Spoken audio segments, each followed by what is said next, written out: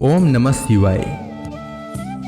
जिस प्रकार इस ब्रह्मांड का न कोई अंत है और न ही कोई शुरुआत, उसी प्रकार शिव अनादि हैं। संपूर्ण ब्रह्मांड शिव के अंदर समाया हुआ है। आइए श्रवण करते हैं सोमवार व्रत कथा। प्राचीन काल की बात है। एक नगर में एक बहुत धनवान साहूकार रहता था, जिसके घर में धन की कमी नहीं थी, परंतु उसको एक बहुत बड़ा दुख था कि उसके कोई पुत्र नहीं था।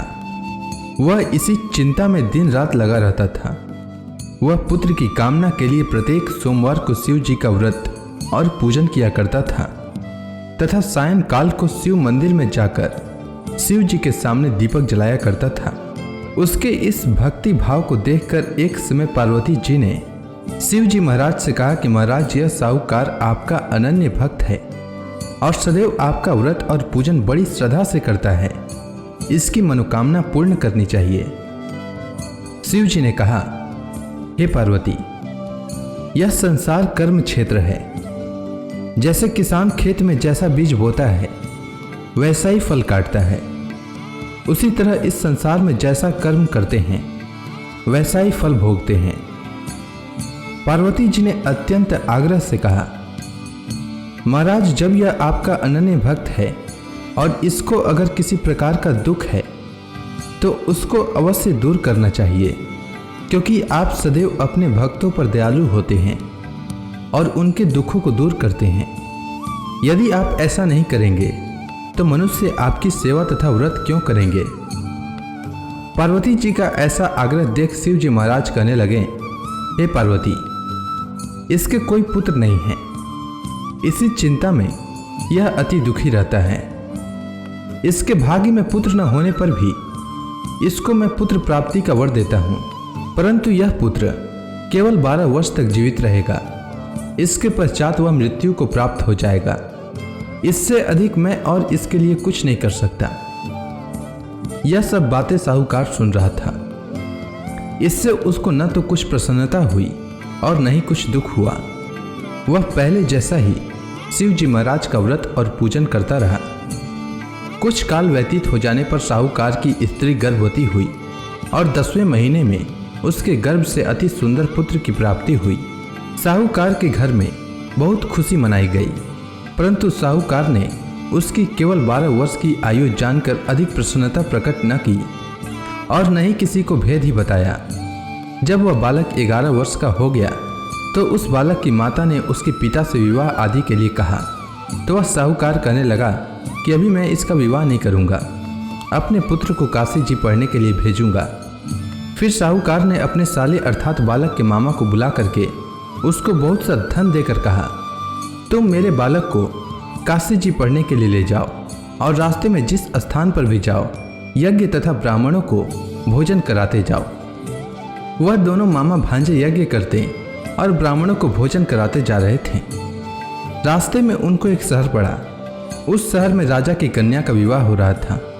दूसरे राजा का लड़का जो विवाह कराने के लिए बारात लेकर आया था, वह एक आंख से काना था। उसके माता पिता को इस बात को लेकर बड़ी चिंता थी कि कहीं वर को देखकर कन्या के माता पिता विवाह में किसी प्रकार की अड़चन पैदा न कर दें।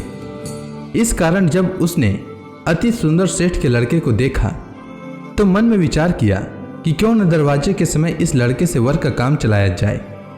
ऐसा विचार कर वर के पिता ने उस लड़के और मामा से बात की तो वे राजी हो गए। फिर उस लड़के को वर के कपड़े पहनाकर तथा घोड़ी पर चढ़ाकर दरवाजे पर ले गए और सब कार्य प्रसन्नता से पूर्ण हो गया। फिर वर के पिता ने सोचा कि यदि विवाह कार्य भी इसी लड़के से करा लिया जाए तो क्या बुराई है। ऐसा विचार कर लड़के और उसके मामा से कहा, यदि आप फेरों का काम और कन्यादान के काम को भी करा दें तो आपकी बड़ी कृपा होगी और मैं इसके बदले में आपको बहुत कुछ धन दूंगा। तो उन्होंने स्वीकार कर लिया और विवाह कार्य भी बहुत अच्छी तरह से संपन्न हो गया। परंतु जिस समय लड़का जाने लगा तो उसने राजकुमारी की चुंदड़ी के पल्ले पर लिख दिया कि तेरा विवाह तो मेरे साथ हुआ है, परंतु जिस राजकुमार के साथ तुमको भेजेंगे वह एक आंख से काना है और मैं काशी जी पढ़ने जा रहा हूँ। लड़के के जाने के पश्चात उस राजकुमारी ने जब अपनी चुंदड़ी पर ऐसा लिखा हुआ पाया तो उसने राजकुमार के साथ जाने से मना कर दिया और कहा कि वह मेरा पति नहीं है, मेरा विवाह इसके साथ नहीं हुआ है, वह तो काशी जी पढ़ने के लिए गया है। राजकुमारी के माता पिता ने अपनी कन्या को विदा नहीं किया और बारात वापस चली गई। उधर सेठ का लड़का और उसका मामा काशी जी पहुंच गए। वहां जाकर उन्होंने यज्ञ करना और लड़के ने पढ़ना शुरू कर दिया। जब लड़के की आयु 12 वर्ष की हो गई तो उस दिन उन्होंने यज्ञ रचा रखा था कि लड़के ने अपने मामा से कहा कि मामा जी आज मेरी तबीयत कुछ ठीक नहीं है। तब मामा ने कहा कि अंदर जाओ और सो जाओ। लड़का अंदर जाकर सो गया और थोड़ी देर में उसके प्राण निकल गए।